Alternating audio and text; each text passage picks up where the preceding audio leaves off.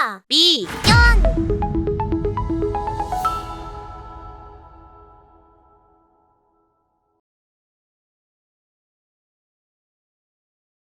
민의원 의원 선거권자 3분의 2 이상의 투표와 투표자 3분의 2 이상의 찬성을 얻어야 한다. 그 다음에 이제 이 국민투표 발의는 국회 가결이 있은 후 한 달 이내 민의원 선거권자 50만 이상의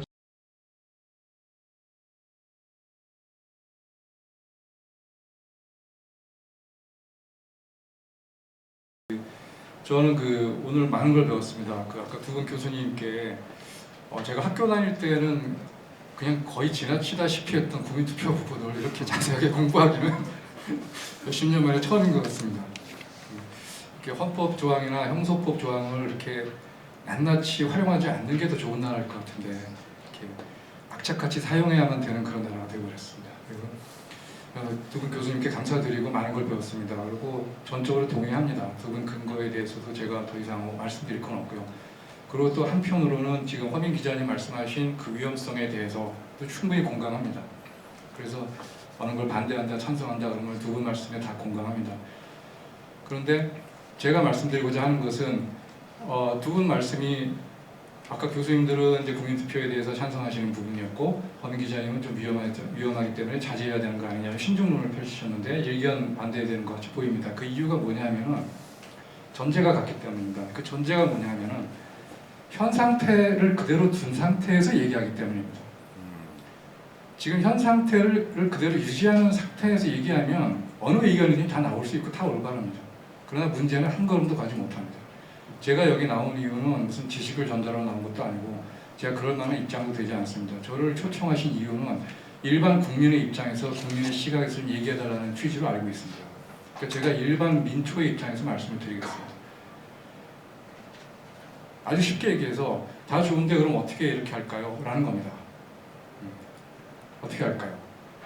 그러니까 뭐냐면은 조금 그러면은 좀 있어 보이는 말로 제가 포장을 하겠습니다. 항시 헌법을 파괴하는 세력들, 반민주주의 세력들은 항시 불법적인 상황을 야기합니다. 불법적인 사실을 야기하고 항상 지식인들, 정상적인 분들은 그것을 바로잡기 위해서 규범적으로 접근합니다. 항시 불법적인 사실과 규범과의 싸움이 되고 결국 야망과 문명과의 싸움이 되는데 과연 그게 지식인들 입장에서 볼 때는 사후적으로 대처해서 그렇게 이론과 학설을 동원해서 대처하는 것이 스스로에게는 위안이 될 수 있을지 모르겠지만 과연 사후적으로 봤을 때 국가에 어떤 이익이 있을 것인가, 국민에게 실질적으로 도움이 될 것인가 하는 부분은 깊이 좀 생각을 해봐야 합니다. 그래서 혹시 110년 전에 조선의 그 최고의 지식인들처럼 나라가 망한 다음에 시일야 방송대국 쓰면서 자신들의 문장력을 뽐내는 건 아닌지 그거 반성해 봐야 되거든요. 그래서 제가 그 관점에서 말씀을 드리겠습니다. 먼저 지금 상황에 대해서 위헌이라는 것에 대해서는 제가 뭐 더 이상 말 붙일 게 없고요. 여기에 대한 우리 자유시민 세력의 대응에 대해서 제가 평가를 해보겠습니다. 긍정적인 측면, 부정적인 측면이 있습니다. 긍정적인 측면은 지금 국회 해산까지 얘기가 나오고 또 직접 민주정으로의 이행이라는 그런 이슈까지 나오는 걸 봐서 굉장히 발전됐고 굉장히 긍정적이라고 생각합니다. 그리고 아까 황도수 교수님 말씀하신 것처럼 이렇게 똑똑한 국민들이 있는 상황에서 직접 민주정을 해야 되는 거 아니냐 전적으로 동의하고요. 늦은 감이 있지만 지금이라도 이것을 계기로 해서 이런 요구가 나오는 것에 대해서 저는 굉장히 긍정적으로 평가합니다. 그런데 반면에 부정적인 것은 그 국민들의 그 저항의 동력이 혹시 굴절되거나 좀 왜곡될 수 있지 않는가 하는 우려 때문입니다. 국민들이 집단지성이 굉장히 훌륭하지만 그래서 종국에는 잘못된 상황을 바로잡을 수 있지만 단기적으로는 조직화된 세력에게는 무력할 수밖에 없습니다. 그래서 부정적인 측면, 지금 요새 나오고 있는 태도에 대해서 세 가지인데요. 다 아시겠지만은 국힘당과 더불어민주당이 이제 박병석 중재안에서 합의한 바 있습니다. 그랬다가 국민들의 저항이 워낙 거세니까 한 발 물러섰죠. 그런데 그 한 발 물러선 당일날에는 굉장히 당황한 표정이 보였는데 그 다음 날부터 국회와 언론의 논점이 약간 다릅니다. 세 가지 점에서 문제가 있는데요. 하나는 이 점은 지적하시는 분들이 없는데 제 사견일 수도 있습니다. 첫째는 내용의 하자보다 절차적 하자에 중점을 둔다는 부분이에요. 아까 그 김수성 총장님께서 여론조사 하신 발표를 했는데 거기 보면 이상합니다. 내용을 묻는 것에 대해서는 박빙이에요, 사실은. 근데 국민투표에 부채하느냐 말아야 되느냐에 대해서는 더블입니다. 그 얘기는 뭐냐면 검수완박법에 대해서 위헌성에 대해서 절차적 하자를 문제 삼는 쪽으로 끊임없이 여론몰이를 했다는 것이고 거기 성공했다는 뜻입니다. 그 다음에 두 번째, 6대 범죄에서 2개만 남겨놓고 축소한 부분 얘네만 이슈를 한정하고 있다는 거죠. 그러니까 검경 수사권 조정, 수사권 기소권 분리에 대한 기본적인 수사 종결권에 관한 문제를 이슈 삼지 않고 정치인들의 범죄에 대해서만 빠져나가려 하는 거 아니냐라고 하면서 이슈를 삼았다는 거죠. 그럼 이상합니다. 그러면 국힘당 스스로도 굉장히 불리할 텐데 왜 그러냐? 그렇지 않습니다. 비난의 화살이 국회 전체로 가는 것과 더불어민주당에게만 가는 것과는 다른 겁니다. 비중이. 교묘하게 굴절된 것입니다. 그건. 그 다음에 세 번째,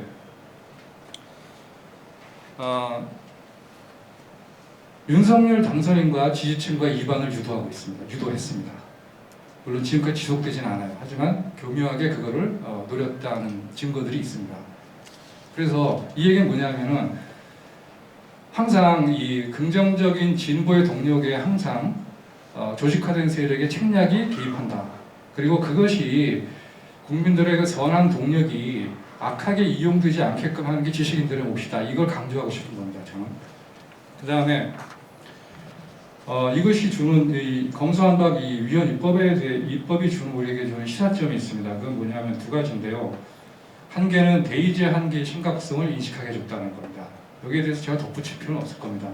절차적 정당성에 매몰된 대의제, 그래서 형해화된 대의제, 형해화된 민주주의 이 문제는 사실 어제 오늘의 얘기가 아닙니다. 그 다음에 두 번째, 합법적으로 국가를 파괴할 수도 있겠구나 하는 심각성을 약간이나마 인식하기 시작했다는 겁니다. 만시지탄이 있지만 이 두 가지 인식하게 되는데요. 이게 좀 말이 그럴듯한 것 같지만 제가 아주 쉽게 얘기하고 있습니다.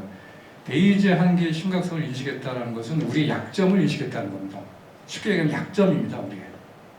그 다음에 두 번째, 합법적으로 헌법을 파괴할 수도 있겠구나 하는 얘기는 뭐냐면은 헌법을 파괴하고자 하는 세력의 목표입니다. 헌법을 파괴하고자 하는 세력의 목표가 단순히 검찰 파괴가 아니라 헌법 파괴라면 얘기는 달라집니다. 얘기는 안 할까 하다가 초반에 이제 장태평 원장님의 인사 말씀을 듣고 용기 내서 이 말씀을 해봅니다. 그 다음에 그래서 이 문제는 뭐냐면은 우리 약점과 목표 그걸 알면은 우리가 대처할 수 있다는 얘기죠. 저는 너무 심각하실 필요는 없습니다. 저는 긍정적으로 생각합니다. 지금 이걸 계기로 해서 우리가 막아낼 수 있다고 생각합니다.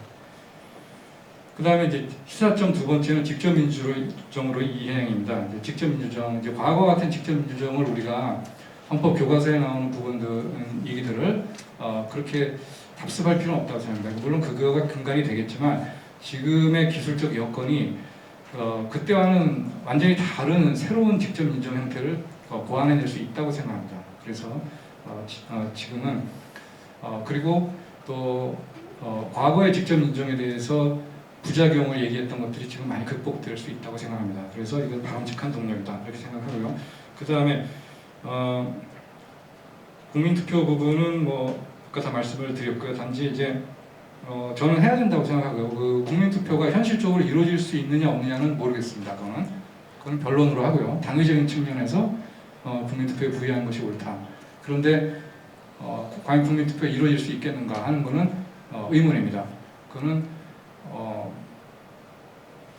정치하시는 분들께서 뭐 해본 소리일 수도 있습니다. 우리끼리 얘기지만 그래서 그렇게 생각합니다. 그러나 만약 국민투표를 해야 된다는 것은 당위적인 측면에서는 제가 동의하고요. 또 한다 그러면 질문을 애매하게 할 것이 아니라 절차적 하자만 문제 삼을 것이 아니라 내용의 정당성까지도 문제 삼는 명확한 질문을 해야 될 겁니다. 그 다음에 지금 상황을 타개하기 위한 대안으로 헌법적인 대안, 그 다음에 정치적인 대안 두 가지를 제가 유인을 썼는데요. 간략하게 말씀드리겠습니다. 헌법적 대안은 직접 민주정을 과감하게 도입하자 한 것인데요. 여기서는 다 아시는 부분들이 많기 때문에 한 가지만 말씀드리겠습니다. 직접 민주정을 도입하는 것이 저는 바람직하다고 생각합니다. 그리고 아까 황도수 교수님 말씀하신 거에 전적으로 동의하고, 한 가지만 여기서 그 위험성을 우리가 조심하자. 그 위험할 수 있는 부분들을 사전에 예방하는 조치들을 하면서 가야 된다. 그것이 무엇인가? 지금 검찰 검수안박법이라는 법을 통해서 검찰을 파괴하려고 하는 세력들이 실제 목표가 헌법의 파괴라면 이걸 통해서 국회의 신뢰를 동시에 떨어뜨리는 게 목적일 수도 있다. 검찰 파괴를 통해서 그 위헌적인 검찰 파괴를 통해서 국회 자체의 권위와 국회 자체의 신뢰가 실추되는 것도 동시에 목표로 할 수 있다는 부분입니다. 그럼 그건 왜 그런가? 오히려 직접 민주정을 원할 수도 있다. 그렇게 되면 직접 민주정의 폐해를 우리가 막을 수 있는 예방적 조치들이 선행되지 않으면 우리가 원하는 직접 민주정과 사뭇 다른 형태의 직접 민주정이 구현될 수도 있다는 위험성을 제가 말씀드리는 겁니다. 항시 국민들의 저항의 동력을 이용해서 다른 형태로 구현하고자 하는 그런 부분들이 있는 겁니다. 그래서 거기에 대해서는 조심해야 될 필요가 있다. 이 말씀을 드리고, 유인물에는 제가 상세하게 좀 써놨습니다. 말로는 제가 생략하겠습니다. 그 다음에 그래서 그 직접 민주정을 위한 예방적 조치도 선결 과제는 헌법 감시 기관을 우리가 별도로 설치해야 된다라는 부분입니다. 이건 뭐 예전에도 많은 분들이 말씀하셨습니다. 그래서 헌재가 이제 사후적인 또 구체적 규범 통제에만 국한되어 있기 때문에 사전적인 그 추상적인 규범 통제를 할 수 있는 독립된 기관이 필요하지 않은가라는 부분이 있고요. 이거를 뭐 다른 나라들에서 입법리에서는 헌재가 동시에 사전적 규범 통제, 사후적 규범 통제를 같이 하는 경우도 있는데 제 생각에는 그럴 경우에 이제 결정에 자기 모순이 있을 수 있기 때문에 사전적 규범 통제랑 사후적 규범 통제는 다른 기관에서 맡는 게 옳지 않은가. 이것은 무슨 뜻이냐면은 우리가 직접 민주정을 하든 간접 민주정을 하든 그 내용의 정당성을 보장할 수 있는 방법이 없다는 뜻입니다. 그래서 우리가 만약에 직접 민주정을 한다고 해도 직접 민주정을 하기 위한 절차와 그거 국민들의 뜻을 결집할 수 있는 사전적인 1차적인 어떤 결정 기구, 1차적인 실무적인 기구 이런 것들에 대해서 구성과 권한과 책임이 명백하게 규정되어 있지 않은 상태에서 만약에 단순히 추상적인 사회 권력을 동원한 어떤 직접 민주정을 얘기한다고 하면은 내용의 정당성을 담보할 수 없는 것은 마찬가지다라는 뜻입니다. 그다음에 마지막으로 1분 남았기 때문에 1분에 딱 맞춰서 할 수 있도록 제가 남겨놨습니다. 네. 마지막으로 제가 아까 처음에 민초들의 입장에서 어떻게 해줄 것인가 우리 지식인분들께 그런 질문을 한다고 했습니다. 그러면은 제가 주목하는 것은 지금 검수안박법의 위헌성도 중요하지만 이것이 계속 반복될 것이라는 뜻입니다. 이게 계속 반복될 거라는 뜻이에요. 그리고 또 하나는 이렇게 명백하게 위헌이지 않은 것들이 반복되면 국민들이 위헌성에 대해서 무감각해진다는 거, 통증에 무감각해진다는 겁니다.